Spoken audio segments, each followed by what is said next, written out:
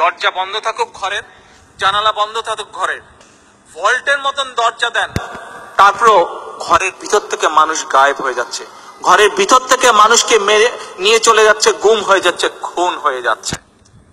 আজকে যদি আইন শৃঙ্খলা বাহিনীকে জিজ্ঞেস করা হয় যেসব এলাকা থেকে এই কাজগুলো হচ্ছে, তারা বলবে আমরা জানি না। আজকে নেতৃবৃন্দ, স্বাভাবিকভাবেই আমাদের পিছনে কোটি কোটি জনগণ আছে। সেই জনগণের পক্ষ থেকে আপনাদের সামনে পরিষ্কার করে একটি কথা বলে দিতে চাই। এটি কারো বিরুদ্ধে হুমকি স্বরূপ আমি বলছি না, এটি আমি বলছি স্বাভাবিকভাবে জনগণের কথা বলছি। আমি কি সেই কথা? যে যে এলাকায় আইন শৃঙ্খলা রক্ষা বাহিনী থাকা সত্ত্বেও এই ধরনের ঘটনাগুলি ঘটেছে বা ঘটছে,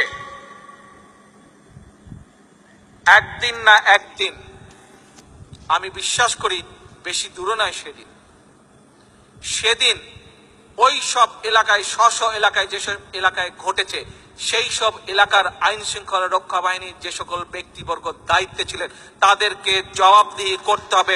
বাংলাদেশের তাদেরকে প্রত্যেকটি খুন গুণের জবাব দিতে হবে। একটি বাংলাদেশের সবচেয়ে বড় এবং সবচেয়ে জনপ্রিয় রাজনৈতিক দলের একজন কর্মী হিসাবে জনগণের পক্ষ থেকে এই কথাটি আমি আজকে সবার সামনে উপস্থাপন করলাম।